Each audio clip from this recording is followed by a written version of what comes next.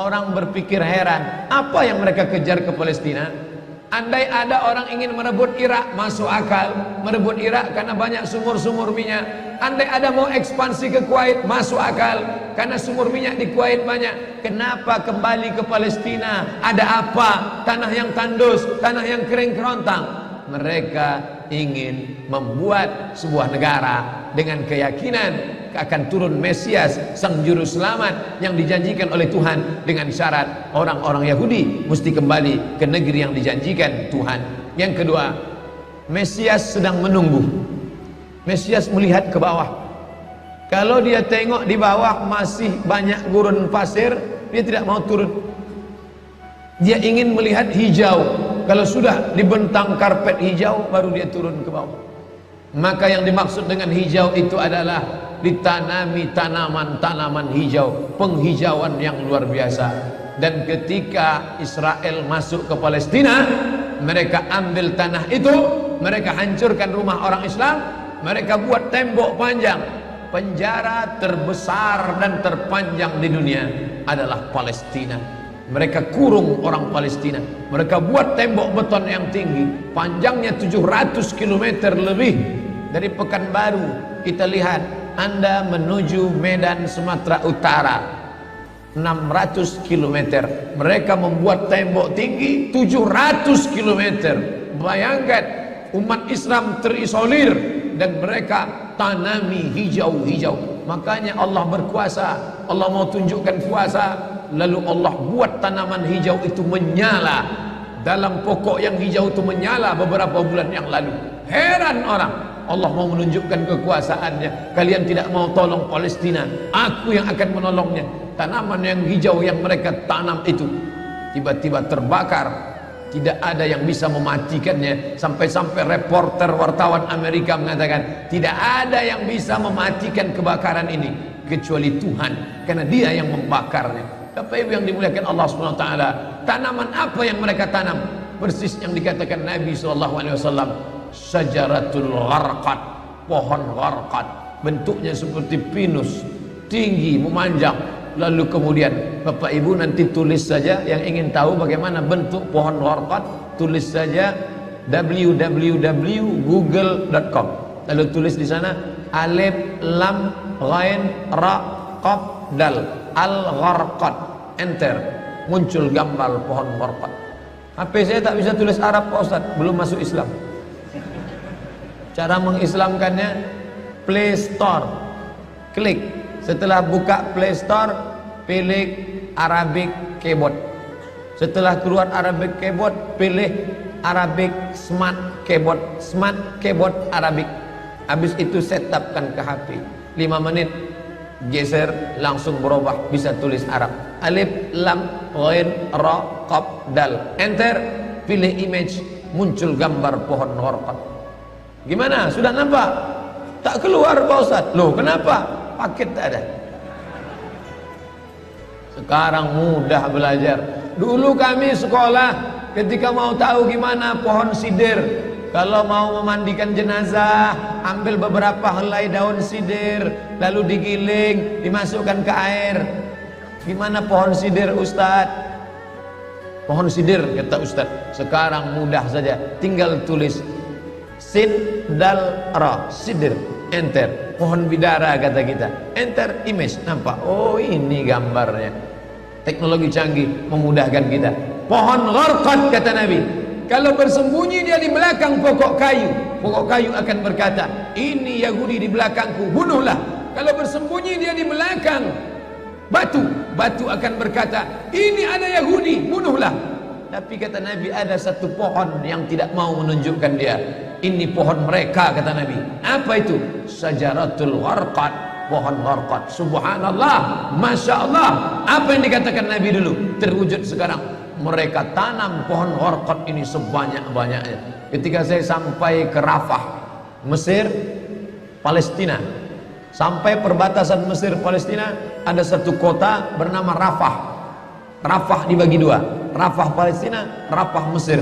Di tengah kota Rafah, di batas perbatasan, kawat duri panjang yang dipasang dengan voltase listrik bertegangan tinggi, siapa saja yang menyentuhnya akan terbakar mati, tak ada orang berani mendekat. Tapi kawat-kawat duri itu kita bisa melihat rumah-rumah saudara kita di Palestina dan nampak hijau. Lalu gaib penunjuk bertanya ke kami, coba tengok pohon yang hijau itu, pohon apa itu?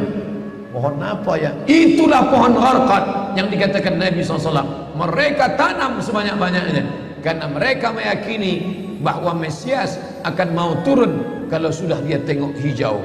Seperti kita kalau pesawat mau mendarat di airport Sultan Syarif Qasim II Airport, Anda akan, ladies and gentlemen, all our passenger, para penumpang pesawat airlines, kita akan mendarat. Begitu kita melihat riau hijau, tapi hijaunya bukan pohon warqat, pohon gotah sama pohon sawit. Begitu juga kalau kita mau mendarat di Batam, kita lihat hijau ke bawah. Begitu jugalah Mesias akan turun ke bawah kalau dia melihat sudah hijau semua. Karena mereka meyakini, amat sangat meyakini itu. Mereka menanam pohon warqat itu. 3. Kapan Mesias akan turun? Mesias akan turun kalau Babilonia dibantai terus. Makanya mereka punya program bantai Babilonia, hancurkan Babilonia. Kenapa mereka marah dengan Babilonia? Karena Raja Babilonia pernah menghancurkan kekuasaan mereka. Raja Babilonia yang mereka maksud adalah Nebukadnezar. Nebukadnezar Raja Babilonia menghancurkan kerajaan nenek moyang mereka. Mereka punya dendam kesumat yang luar biasa. Salah satu sifat Yahudi, dendam kesumat yang tak pernah mati. Walaupun sudah terjadi ratusan tahun, ribuan tahun lalu, tetap anak cucunya sekarang dendam. Hantam Babilonia, hantam Babilonia. Karena Babilonia negerinya Nebukadnezar, anak cucunya mesti dihancurkan. Mana Babilonia itu? Babilonia adalah Irak. Makanya setiap naik presiden Amerika yang didukung oleh Yahudi, mereka akan membantai Babilonia, Irak. George Bush naik, apa yang dilakukan George Bush? Membantai Irak. George Bush Junior, anak George Bush naik, apa yang dilakukan George Bush Junior? Membantai Irak. Naik Obama, apa yang dilakukan Obama? Membantai Irak. Kenapa yang sekarang ini, siapa namanya? Donald Trump. Payah ingat nama orang kafir. Kenapa Donald Trump tak membantai Irak? Karena Irak sudah hancur babak belur, tak perlu lagi dibantai. Sumur-sumur minyaknya sudah punya kita. Negeri itu sudah menjadi negeri boneka, hancur lebur. Saddam Hussein barulah orang paham. Dulu kita terikut-ikut dengan kata-kata mereka di Reuter. Saddam Hussein raja yang zalim, Saddam Hussein orang yang jahat, Saddam Hussein. Tapi begitu Saddam Hussein digantung, apa kata dia di tiang gantungan? Allahu Akbar, patah lehernya, mati Saddam Hussein, meninggal dunia. Sekarang orang baru sadar, ternyata Saddam Hussein menyelamatkan negeri itu daripada orang-orang yang jahat. Sekarang apa yang terjadi? Saudara kita yang beberapa bulan bersama kita di Masjid Raya Senapelan, kalau Bapak ingat, ayahnya, anaknya, ibunya, adik-adiknya tak sanggup lagi tinggal di Baghdad. Kenapa? Kami dibantai oleh Syiah, kami dibantai oleh Amerika, kami sampai lari mendapatkan suaka politik. Sampai hari ini masih ada sebagiannya tinggal yang Sunni, yang Syiah dengan berbagai macamnya. Apa maknanya? Mereka membantai Babilonia. Lalu orang mengatakan ini kan ekspansi politik, ini kan karena sumur minyak. Ada betulnya, tapi lebih daripada itu adalah mereka memiliki keyakinan yang luar biasa bahwa Mesias akan datang kalau Babilonia dihancurkan. Ustadz baca analisa ini dari mana? Kami belajar buku ini 6 bulan di Al-Azhar, 1 mata kuliah, dan saya paling suka mata kuliah ini karena mengaitkan antara ayat Al-Quran dengan hadis Nabi. Kalau kita suka mata kuliah itu, kita ingat isinya, kita ingat orang yang mengajarnya. Saya masuk Al-Azhar 1998, hari ini 2017, 19 tahun yang lalu. Kalau saya pejamkan mata saya, masih ingat saya Syekh Dr. Fargallah yang mengajarkan mata kuliah ini. Dengan semangat dulu dia di lokal mengatakan, anak-anakku sekalian, beginilah mereka akan menguasai umat Islam, negeri Palestina. semangat Syekh Fardallah. Saya tak tahu apakah dia masih ada atau tidak, tapi pahala akan tetap mengalir baik beliau hidup maupun sudah meninggal dunia. Kenapa? Saya sampaikan kepada Bapak Ibu sampaikan kepada anak menantu, sahabat, kerabat, tetangga, mengerti keadaan kita zaman sekarang. Jangan sampai dikatakan Palestina bukan urusan kita. Ini kan masalah politik. Indonesia ya Indonesia, Palestina ya Palestina. Antum tidak mengerti masalah dunia. Palestina adalah masalah umat Islam. Subhanalladzi asra bi'abdihi. Maha suci Allah yang sudah memperjalankan hambanya minal masjidil haram, dari masjidil haram ilal masjidil aqsa, masjidil aqsa, masjidil aqsa Palestina. Kita yang tertulis dalam kitab suci kita bahwa kita punya ikatan emosional. Kenapa kita tidak yakin itu? Yahudi ajarannya dibuat-buat, ajarannya mitos, tapi mereka punya keyakinan yang luar biasa. Mereka rebut negeri itu, mereka kuasai, mereka hancurkan negeri musuh. Atas dasar apa? Keyakinan bahwa Mesias akan datang. Yang kelima, apa yang mereka lakukan untuk Palestina? Mereka meyakini ada Temple of King Solomon, tempel kuil King Solomon, Raja Sulaiman. Datang pula orang Indonesia latah, dikatakannya Sulaiman ini kerajaannya bukan di Palestina, di Yogyakarta, Sleman. Kata dia, King Solomon itu punya tempel kuil, dan Temple of King Solomon letaknya pas di bawah Al-Masjidil Aqsa. Apa maknanya? Mereka mengeruk setiap hari bulldozer, traktor, ekskavator, terus mengeruk keliling Masjidil Aqsa. Mereka ingin meruntuhkan Masjidil Aqsa. Tulis Temple of King Solomon, enter, pilih image, tampak gambar, replika. Inilah kerajaan Sulaiman yang ada di bawah Masjidil Aqsa. Akan mereka naikkan. Mereka sudah bangunkan rumah kecil replikanya, seperti orang Riau membuat rumah replika, rumah Melayu Kampar, rumah Melayu Siak, rumah Melayu Bengkalis. Di mana rumah itu? Di Purna MTQ. Anak-anak kita kalau mau tahu bagaimana rumah Melayu Kampar, bagaimana rumah Melayu Siak, bagaimana rumah Melayu Pelalawan, pergi ke sana. Sebagiannya ada, sebagian tak ada, entah kemana perginya. Tapi mereka membuatkan itu. Inilah dia replika kerajaan Temple of King Solomon. Artinya apa? Mereka ingin menghancurkan Al-Masjidil Aqsa berkeping, sampai akhirnya disitulah nanti kemarahan umat Islam. Entah marah entah tidak, melihat gayanya tak marah.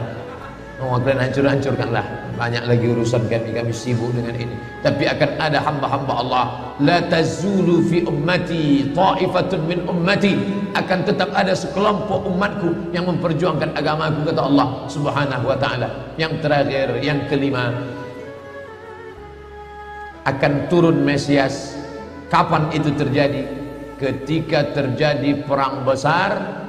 Sebetulnya dalam agama Islam sudah dituliskan yang dimaksud dengan Mesias itu siapa.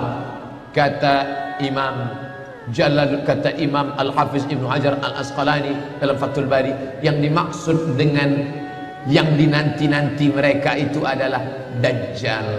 Dajjal itulah sesungguhnya yang sedang mereka nanti. 70,000 Yahudi wara'ad Dajjal. Ada 70,000 Yahudi yang akan berada di belakang Dajjal ketika dia turun nanti. Makanya tiap hari, tiap petang kita berkata, Allahumma inni a'udzubika min azab jahannam wa min azabil qabri wa min fitnatil mahya wal mamat wa min syarri fitnatil masihid Dajjal. Dajjal itulah yang sedang mereka tunggu. Dajjal itulah yang sedang mereka nanti-nantikan. Kita menantikan kedatangan, dia pun juga menantikan akan kedatangannya. Bedanya apa? Mereka meyakininya dengan semangat. Semangat mereka luar biasa. Mereka bangkit. Umat Islam percaya. Padahal tiap hari dia katakan sebelum salam, Allahumma inni a'udzubika min adzabi jahannam wa min adzabil qabri wa min fitnatil mahya wal mamat wa min syarri fitnatil masihid dajjal. Tiap hari dikatakan, tiap hari diucapkan. Tapi dalam hati, betul tak Dajjal ini datang? Entah iya entah tidak. Mereka yakin Dajjal akan datang, tapi mereka katakan itulah pemimpin kami, itulah Tuhan kami, itu adalah jelmaan daripada Tuhan kami, itu yang akan menghancurkan dunia, dia akan menjadi panutan kami. Kita berkata itu musuh kami, tapi kita pun ragu entah musuh entah tidak. Oleh sebab itu kita minta ampun kepada Allah atas kurangnya iman kita. Subuh ini kita bangkitkan semangat kita, tapi yang datang kepada, kenapa Allah tidak menolong? Katanya Allah itu maha kuasa. Cukup dia teriakkan saja, malaikatnya satu berteriak, pecah gendang telinga orang Yahudi, mati. Cukup dia tiupkan angin sejuk, terhirup, mati. Kenapa tidak dia matikan saja Yahudi itu? Datang Syekh Muhammad Jibril, Syekh Dr. Muhammad Jibril, Syekh Profesor Dr. Muhammad Jibril, dosen tafsir Al-Azhar. Kami undang, mahasiswa Indonesia mengundang di waktu di Mesir dulu kuliah. Lalu saya tanya, Assalamualaikum Syekh. Ya, kaum Ad binasa, kaum Samud binasa, kaum Midian binasa, kaum Iram binasa, kaum Fir'aun binasa. Kenapa Allah tidak membinasakan Israel ini? Senyum Syekh Muhammad Jibril.